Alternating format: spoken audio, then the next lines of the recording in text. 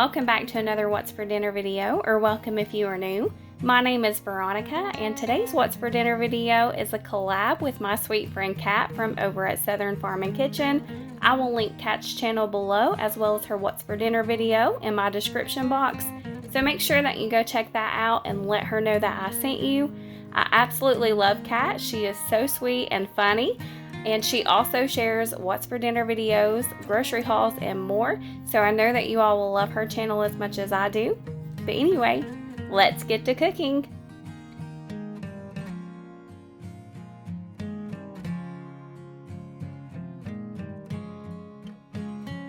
This night for dinner we had melt-in-your-mouth chicken. It was one of our favorite meals of the week. This was our first time trying this and it was absolutely delicious. My whole family loved it. The first thing that I done was take 2 pounds of chicken breast, and I just cut those in half because I like a thin chicken breast. I feel like it gives it more flavor whenever it's thinner. And then I just rinsed all of the chicken breast off and I patted them dry with a clean paper towel, and that way the sauce would adhere to the meat. Like I said, this was our first time trying this recipe and we loved it. It was so good and it was super easy. The chicken turned out so tender. It was literally melt-in-your-mouth chicken. And it was like the more you ate of it, the better it was.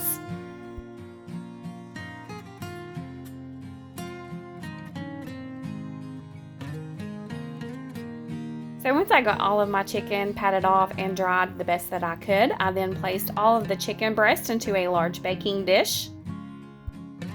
Once I got all of my chicken added to my baking dish, I then added a little over 1.5 cups of mayonnaise to a large bowl. You can use your family's favorite mayonnaise. I am using Duke's mayonnaise because Duke's is our favorite.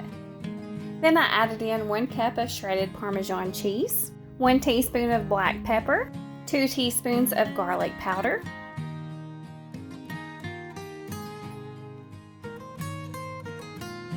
and last but not least, 2 teaspoons of seasoning salt.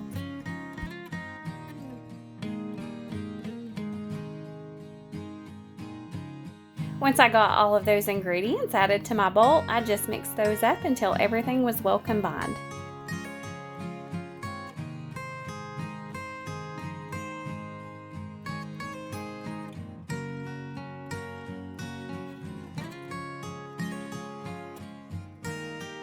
And then I just spooned all of that on top of my chicken and just kind of spread it on there to make sure the chicken was well covered in those ingredients.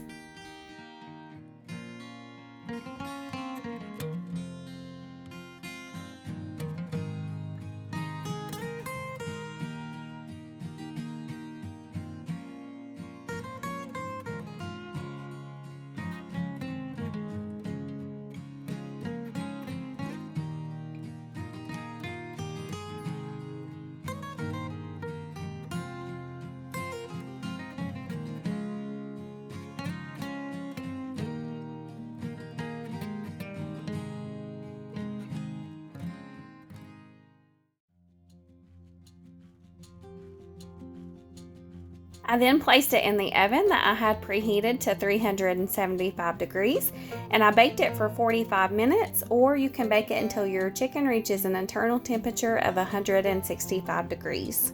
And while my chicken was in the oven, I started making some sides. I had some potatoes boiling to make some mashed potatoes. I also fixed some green beans and some Sister Schubert dinner yeast rolls.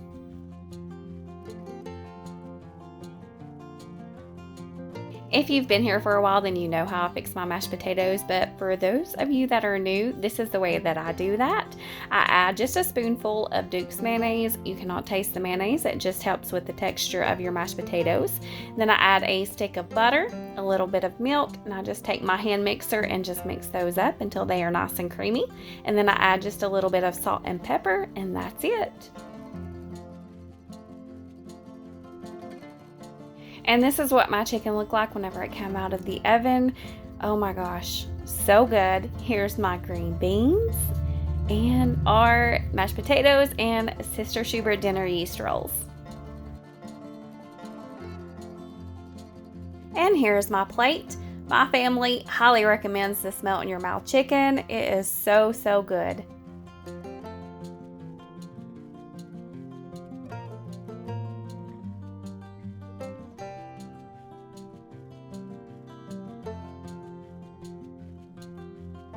This night for dinner, I fixed chicken bacon ranch casserole. This was our first time trying this casserole and it turned out really good. I started off by cooking 2 cups of chicken breast that I had already diced up, and I also had some bacon cooking, and the amount of bacon is totally up to you and what your family prefers. This is the amount that I started off with. It was about a half a pack of bacon. The next time that I make this, I will add more bacon because we felt like it just needed a little bit more.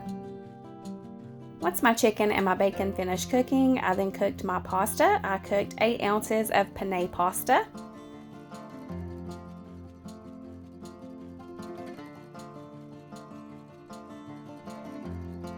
And while my pasta was cooking, I went ahead and cut up my bacon into smaller pieces.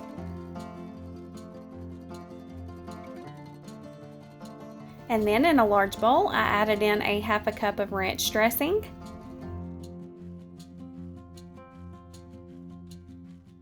1 teaspoon of minced garlic, and then about 1/4 of a teaspoon of black pepper,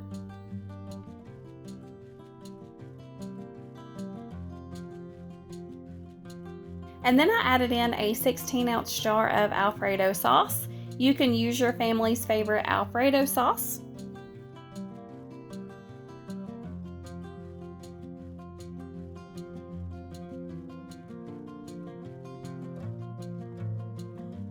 Two cups of shredded mozzarella cheese,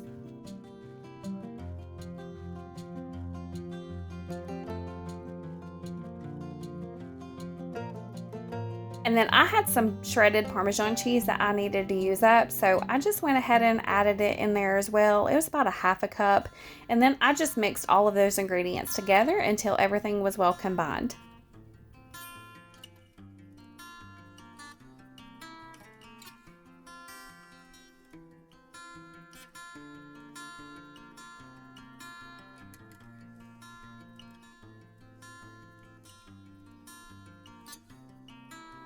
And then I added in my diced up chicken breast and I just gave that a little stir.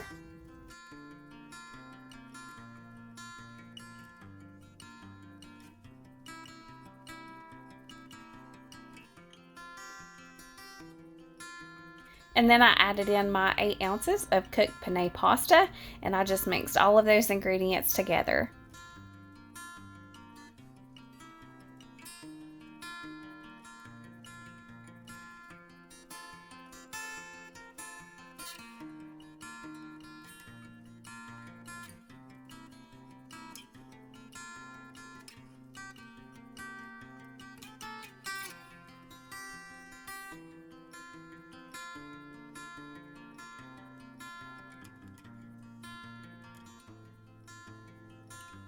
Once I got all of that mixed up really well, I just added all of those ingredients into a large baking dish.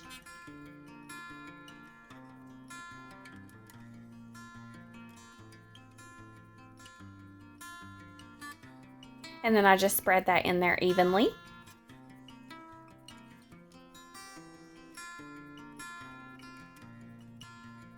And then I topped the casserole with 1 cup of shredded mozzarella cheese.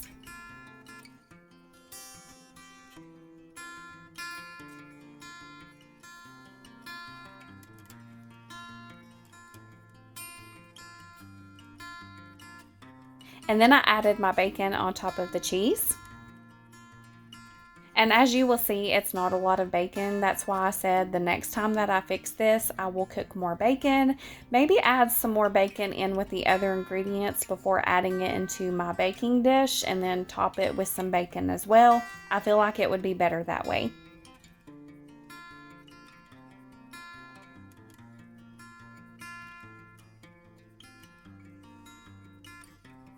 And then I covered my baking dish with some aluminum foil.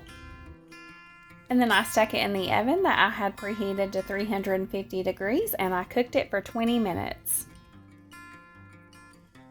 And this is what the chicken bacon ranch casserole looks like whenever it comes out of the oven. We enjoyed it this way, but like I said a couple of times, the next time that I make this, I'm definitely adding more bacon.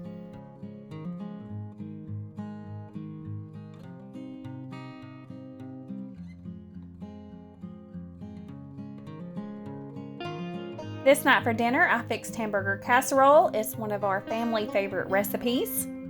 I start off by browning 1 pound of ground beef, and whenever that's finished cooking, I just take that and drain the grease off of it. And then I add in 1 15-ounce can of undrained pork and beans.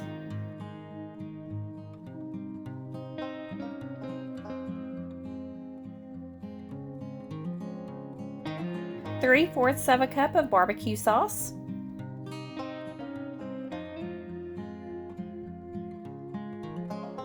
And then I add in about 1 teaspoon of salt and half of a diced up sweet onion.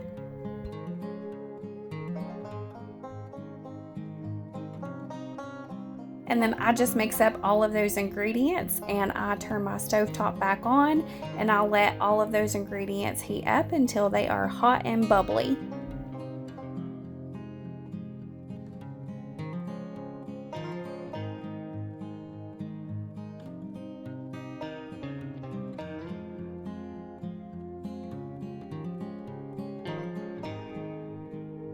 As you can see here, they are nice and hot and bubbly, and then I just add all of those ingredients into a large baking dish and I just spread those ingredients in there evenly.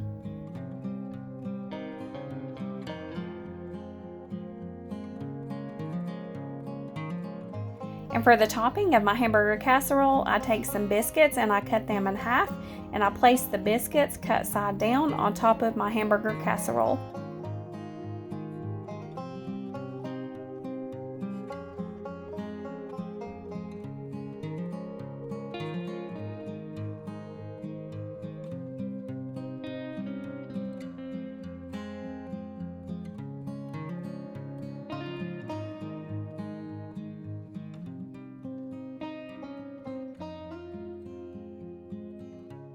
And then I top the biscuits with some finely shredded mild cheddar cheese. And you can use as much cheese as your family likes.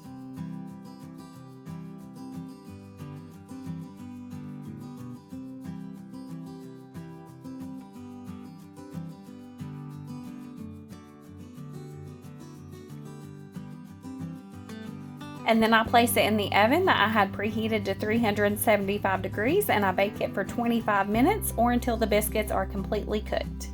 And this is what it looks like whenever it comes out of the oven, and it turned out delicious as always.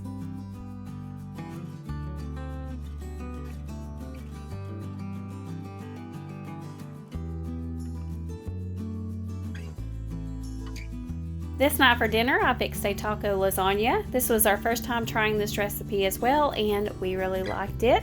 The first thing that I done was brown 1 pound of ground beef, and whenever that was finished cooking, I then took that and drained all the grease off of it. I then added in 1 pack of taco seasoning. You can use your family's favorite taco seasoning.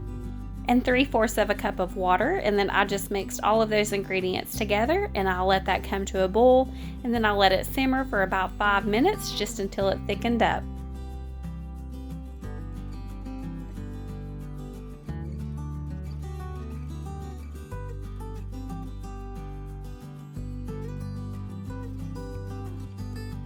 I then added in 1 can of Rotel. This is the Aldi brand. You can use any brand that you prefer. And then I just mixed that up, and then I'll let that heat up for just a couple of minutes just until everything was heated through.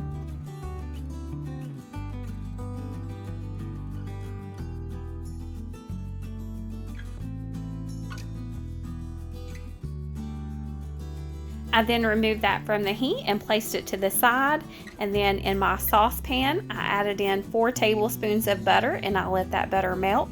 Once my butter was melted, I then added in a 16-ounce container of heavy whipping cream.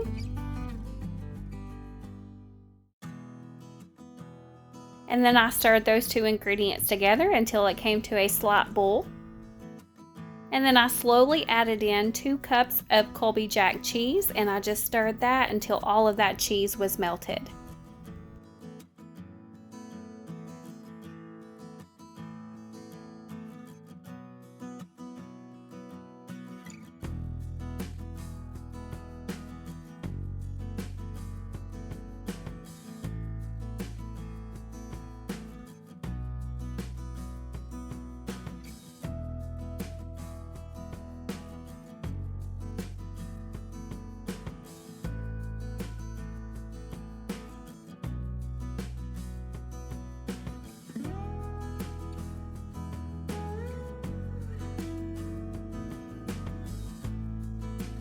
Once the cheese had melted, I then removed that from the heat and placed it to the side and let that cool off, and that way the cheese would thicken up.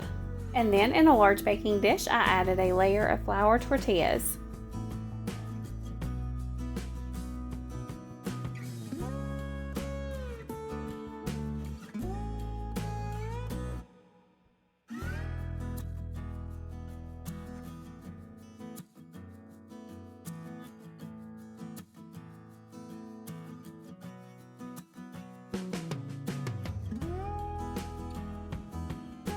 After I placed my layer of flour tortillas in my baking dish, I then added a layer of refried beans. I heated up my refried beans because they are easier to spread that way, but you don't have to do that. I just like doing that because, like I said, they are easier to spread. And then I added a layer of my takomi and rotel.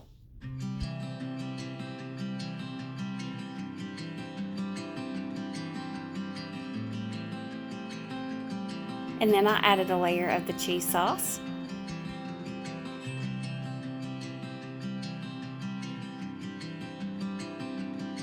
And then I just repeated that process one more time, adding one more layer and ending in the tortilla shells and topped with cheese.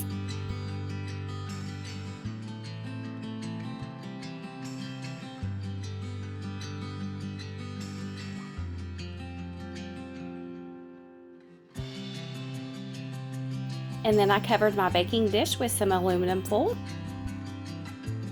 And then I stuck it in the oven that I had preheated to 350 degrees, and I baked it for 25 minutes. And this is what it looks like whenever it comes out of the oven. It turned out delicious, and my family also thought it would also be good without the tortilla shells and made as a dip for tortilla chips. That's it for today's video. I hope that you all enjoyed it. Thank you so much for watching, and I hope you all have a great day.